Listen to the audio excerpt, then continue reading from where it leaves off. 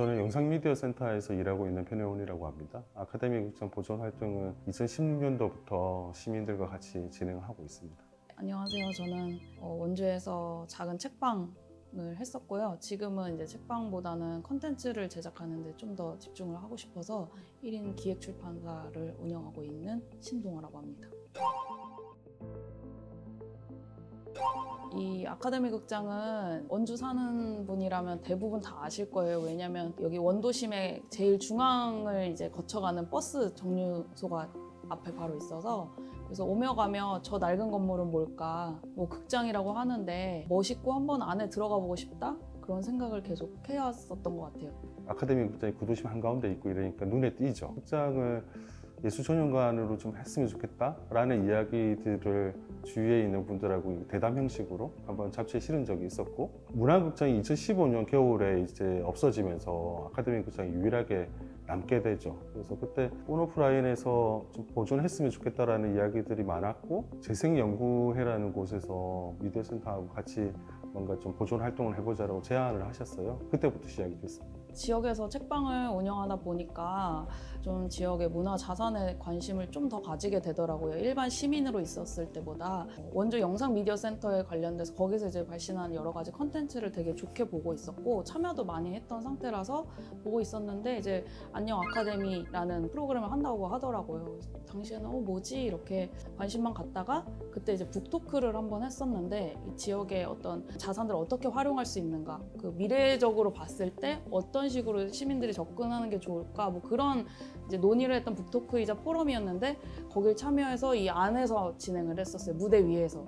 그때 이제 처음 아카데미 극장을 들어오고 이제 뭔가 말로 형용할 수 없는 기운들이 막 느껴지면서, 그리고 거기서 이제 설명했던 것들이 1960년대에 이게 개관을 했다 보니까, 그러면은 반세기가 넘는 시간 동안에 수많은 사람들이 여길 거쳐갔고, 여기서 웃기도 했었고 울기도 했었고, 그런 뭔가 이런 묘한 기운들이 저는 딱 그 처음에 그게 되게 좋게 느껴졌고, 그래서 이 극장 진짜 사라지면 안 될 것 같다, 그 생각에 이제 처음 시작을 하게 됐던 것 같아요.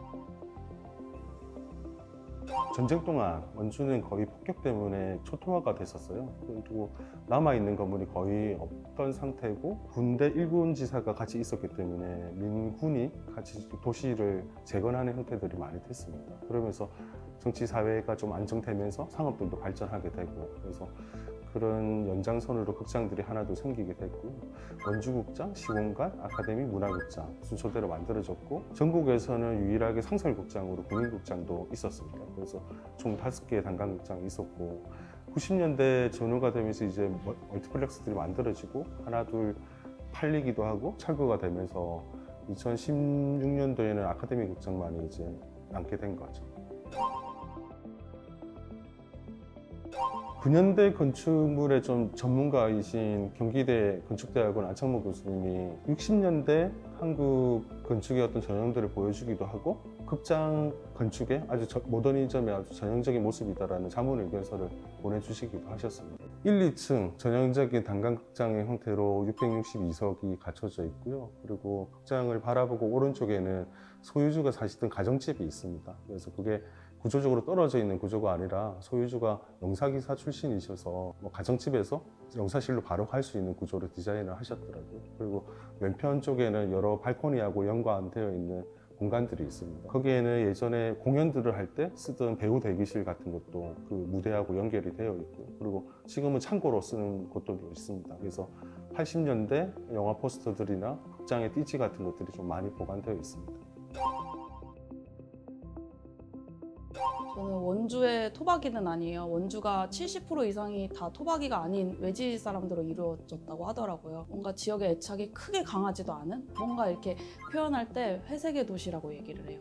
저는 원주에 9년을 살면서 원주라는 어떤 상징성이 뭘까 되게 애매모호하다 이런 생각을 하고 있었던 찰나였는데, 그리고 제가 이제 어떻게 보면 문화예술 관련된 일을 하다 보니 어떤 그런 거점들이 필요하다라고 생각하던 중에 이런 거를 딱 이제 확 들어오니까, 이것도 일반 시민들한테 원주는 이런 식의 비전을 꿈꿀 수 있다. 이 낡은 공간들을 활용해서 옛날에 그 살았던 옛날 구와 신의 어떤 그런 거가 접점이 될 수 있는, 커뮤니케이션 할 수 있는 소통의 장이 될 수 있다. 그런 가능성의 공간인 것 같아요, 저는. 잘 아시다시피 극장이라는 곳이 영화만을 상영하던 곳은 아니죠. 뭐 새마을 대회도 열리고 뭐 신용협동조합의 총회들도 열리고, 그리고 아마 대부분의 초, 중 등 고등학교의 졸업식이 여기서 많이 열렸어요. 그래서 영화를 보는 것뿐만이 아니라 지역에서 시민들이 모이고 또 원주의 좀 미래들을 이야기할 수 있는 그런 커뮤니티 공간으로 작용해 왔던 거죠. 근데 이제 그 역할들이 계속 분화되면서 영화관으로만 남았었고, 그게 멀티플렉스 등장으로 폐관까지 이렇게 된 것 같습니다. 그런 극장성들이라는 게 무대와 영화뿐만을 뜻하는 건 아닌 것 같아요. 그게 지역의 커뮤니티 공간으로 문화를 접한 그런 공간으로 다시 만들어내는 게 지금 이제 과제 아닌가 싶습니다. 저희가 그 표본 조사를 한 걸로 알고 있어요. 아카데미 극장의 미래에 대해서 시민들 대상으로 했을 때 표본 조사가 1000명 정도 됐었고, 모금 활동으로 이제 모였던 인원이 아마 600에서 700명 사이로 알고 있고, 지금 보존 추진위원회 톡방에는 한 40여 명 정도 계시고요. 이제 원주 안에 있는 책방이다 보니까 부페어나 이런 책을 소개하는 그런 과정에서 만나보면 정말 남녀노소예요. 정말 남녀노소 다 알고 계시고, 이걸 왜 없애냐고 많이 말씀들 하시고, 그래서 여기서 되게 그 옛날 저보다 윗세대에서 겪었던 영화에 관련된 막 자기만의 그 개인적인 그런 경험들, 그런 거를 교류할 수 있었던 뭐 그런 재미가 있는 것 같아요. 정말 남녀노소 다 참여하고 계신 것 같아요. 작년에 저희들이 모금 운동을 통해서 700여 분이 모금에 참여해 주셨어요. 어쩌면 그분 모두 다가 사실은 보존추진위원회 위원들이라고 봐야 되겠죠. 아카데미 극장이라는 것에서 만들어지는 콘텐츠가 거리의 한계 때문에서 만나지 못하는 건 좀 아쉽다라는 생각도 좀 들었고요. 극장에 오는 게 아카데미 극장을 제일 느낄 수 있는 좋은 방법입니다. 근데 하지만 온라인을 통해서도 극장의 콘텐츠들을 같이 나누고 싶다는 생각에 메타버스를 만들었고요. 올해 상반기 때는 아카이브 수업들을 시민들하고 같이 했어요. 그래서 뭐 을지로 수집이라든지 여러 아키비스트 분들을 모시고 아카이브 작업들을 어떻게 해야 되는지 시민 활동가들이 배우고, 그것들이 지금 이제 책자로 나올 예정이거든요. 그래서 거리와 상관없이 좋은 분들을 좀 만날 수 있고 아카데미를 중심으로 한 콘텐츠들을 만들어가는 공간으로 활용해야 되지 않을까 싶습니다.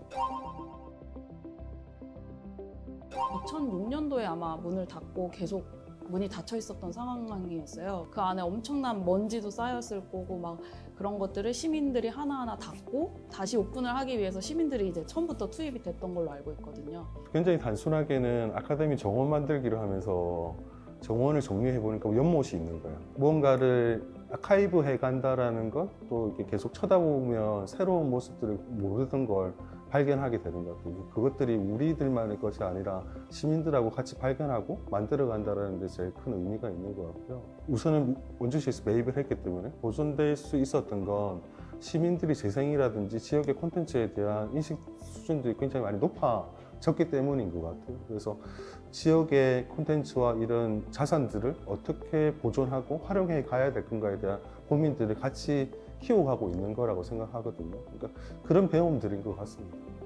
그 안녕 아카데미가 오픈하고 그 이후에 이제 점처럼 뜨문뜨문 이렇게 계속 시민 보존 활동을 유지해 왔는데요. 그 중에 하나로 아카데미를 이제 어떤 콘텐츠화 시켜서 나만의 콘텐츠를 만들어 보자, 이런 취지로 이제 시민 대상으로 프로그램을 진행했었는데, 저는 아무래도 책방을 운영하고 있고 책을 또 만들 줄 알고 하니까 책을 만들어 보자. 제가 좀 되게 유의미하게 봤던 거는 이게 오래되고 낡은 극장이고 D등급이잖아요. 막 누구는 없애자고 하는 이런 극장을 자기의 사비와 어떤 시간과 에너지를 들여서 보존하자고 하는 사람들의 움직임이 되게 저는 유의미한 것 같더라고요. 그래서 그 보존 활동을 했던 그 지점을 이제 아카이브를 해서 아카데미 극장이라는 책을 만들었고, 그걸 이제 크라우드 펀딩 통해서 책으로 출판을 했고, 여러 개의 북페어도 참여했고. 많죠. 매년 뭐 매달 그런 적도 있었는데, 당장 떠오르는 건 작년에 이제 필름 클래스를 하려고 횡성에서 용사기를 싣고 오는데 굉장히 오랜만에 설레더라고요. 저걸 가지고 오래도록 바래왔던 그 아카데미 극장에서 필름 상영회를 할 수 있구나 라는 것들을 설레는 느낌도 있었고, 또 서울에서도 수강생분들이 많이 오셨는데 같이 수강을 진행하고 필름 클래스 상영회를 통해서 필름 영화도 상영할 때 수강생분들도 되게 뜻깊고 즐겁게 느끼셨어요. 시민들도 많이 오셨고, 그런 점도 좀 떠오르고요.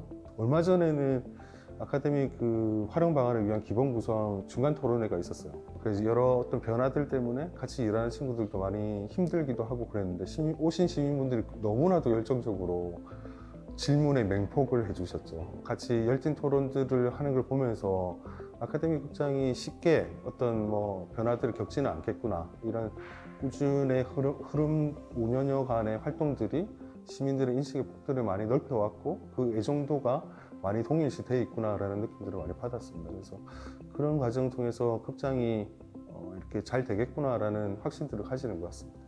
좀 인상에 남는 거는 서울의 퍼블리셔스 테이블이라는 독립출판으로 우리나라에서 제일 큰 규모로 알고 있는데요. 거기 이제 책을 소개하러 갔는데 아카데미 극장 알고 계시는 거예요. 서촌에서도 아카데미 극장 아시고 원주분이 아니신데, 그러니까 영화에 관심 있는 분들은 매니아층들은 알고 계시는 걸 보고, 그리고 다 없어지지 않았으면 좋겠다고 막 안타까워 하시는 걸 보고 더 많이 내가 할 수 있는 한에서 좀 알려야겠다는 생각을 계속 하게 됐던 것 같아요.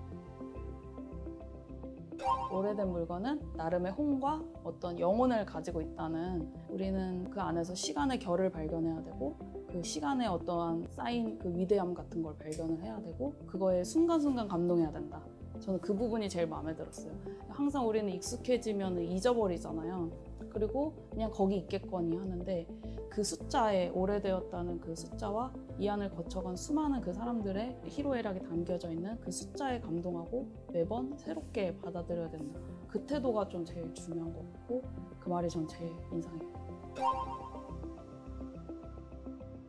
그런 것 같아요. 원주 사람들은 원주만의 아카데미 극장인 것 같아서 그 가치들에 대해서 깜빡깜빡 잊을 때가 많아요. 이제 외부에 찾아주시고 언급해 주시고 그러면서 아, 극장이 그만큼 괜찮은 곳이구나 라는 것들을 느낄 수 있는 그런 교류들, 연대들을 좀 많이 해갔으면 좋겠습니다.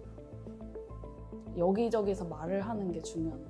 직장인들의 회식 자리에서 계속 회자가 되고 뭐 친구 만났을 때 계속 회자가 되고 그런 이게 바이럴이잖아 진짜. 그래서 그런 식으로 자꾸 계속 회자가 돼서 그 말의 힘이 좀 실제적으로 작용을 했으면 좋겠어요. 그래서 다른 지역에서도 관심이 있는 분이라면 한 번씩 좀 얘기를 해주시고 그러면 그 말의 힘이 좀 작용해서 극장이 계속 죽지 않고 살아남을 수 있지 않을까 생각해 봅니다.